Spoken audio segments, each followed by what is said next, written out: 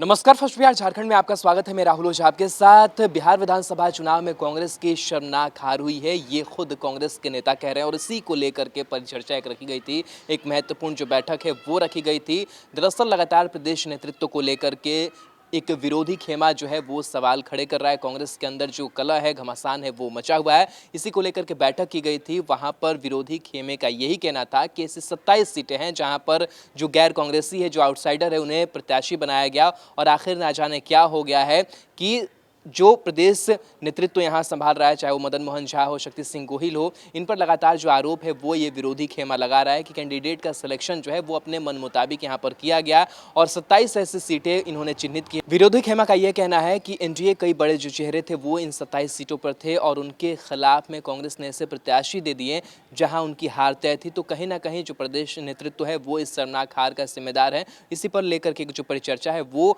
रखी गई थी। जाहिर सी बात है कि जो अब बगावत के तेवर हैं कांग्रेस के अंदर, एक जो विरोध के सुर हैं वो स्पष्ट रूप से सामने आ रहे हैं। लगातार यही मांग हो रही है कि प्रदेश नेतृत्व को बदला जाए। देखने वाली बात होगी कि राहुल गांधी, सोनिया गांधी इसको किस तरीके से लेते हैं। लेकिन कैंडिडेट सिलेक्शन को लेकर के और जो हार हुई है और कई ऐसे दावेदार थे जिनके टिकट जो है वो काट दिए गए, तमाम चीज़ों को लेकर के कांग्रेस के अंदर जो कलह है वो बरकरार है। बहरहाल क्या कुछ परिचर्चा में बातें रखी गई है, ये सुनिए।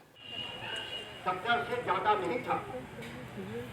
70 सीट में 27 सीट पर जिसकी जानकारी मैंने आलाकमान को दी है और प्रेस को भी जारी करूंगा। 70 में से 27 सीट ऐसे हैं जहां या तो गैर कांग्रेसी को टिकट दिया गया या आउटसाइडर को टिकट दिया गया। अब वो भी किन नेताओं के खिलाफ? एनडीए के मंत्री, एनडीए के 27 जगह पर कांग्रेस पार्टी चुनाव बुरी तरह हार गई।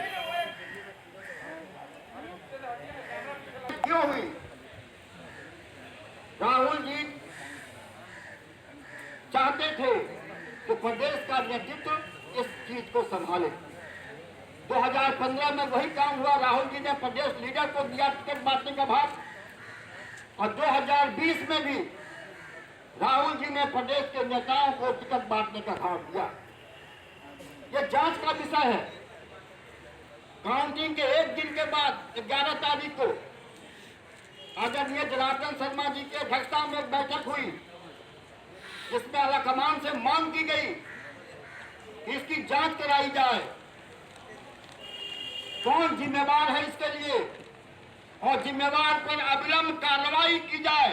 अगर आप चाहते हैं कांग्रेस को भविष्य में जिताना तो ऐसे जिम्मेवार लोगों पर कार्रवाई होनी चाहिए, वरना भविष्य में जो कांग्रेस कार्यकर्ता दिन रात कांग्रेस के लिए काम कर रहे हैं, चाहे वो पंकज जी हो, सुधा जी हो, उनको कभी न्याय नहीं मिलेगा। और राहुल जी को प्रधानमंत्री बनाने के लिए आपको कार्रवाई जल्दी करनी चाहिए, यही हमारा मांग है। इसीलिए राहुल जी 2019 के लोकसभा चुनाव में तो कांग्रेस पार्टी बुरी तरह हार गई तो उन्होंने अध्यक्ष पद से इस्तीफा कर दिया। 4 दिन पहले प्रदेश कांग्रेस मुख्यालय सदाकत आश्रम में राष्ट्रीय महासचिव तारिक साहब ने प्रेस को संबोधित करते हुए कहा, राहुल गांधी जी ने राष्ट्रीय अध्यक्ष पद से इस्तीफा दिया था हार की जिम्मेवारी लेते हुए, लेकिन प्रदेश विधानसभा चुनाव में हार की जिम्मेवारी लेते हुए कोई छोटे पद से भी इस्तीफा नहीं दे रहा। मैं उनकी बातों से इंस्पायर होते हुए, राहुल जी के भावनाओं का कद्र करते हुए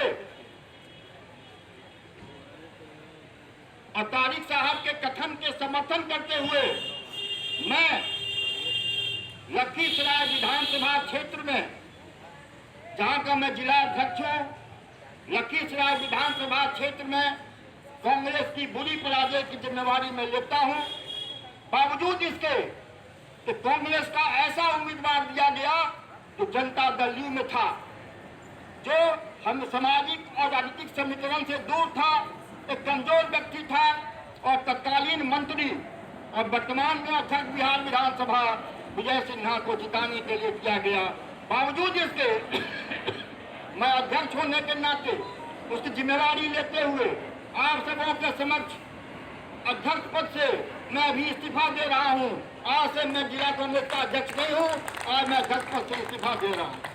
और मैं आग्रह करता हूं प्रदेश के उन नेताओं से, चाहे वो प्रदेश अध्यक्ष हो या प्रदेश अभियान समिति के अध्यक्ष हो या 4 कार्यकारी अध्यक्ष हो, मैं उनसे आग्रह करता हूं कि राहुल जी को भावना को समझते हुए, तारिक साहब के कथन को समर्थन करते हुए उन चारों को अविलंब हार की जिम्मेवारी लेते हुए पद से इस्तीफा देना चाहिए।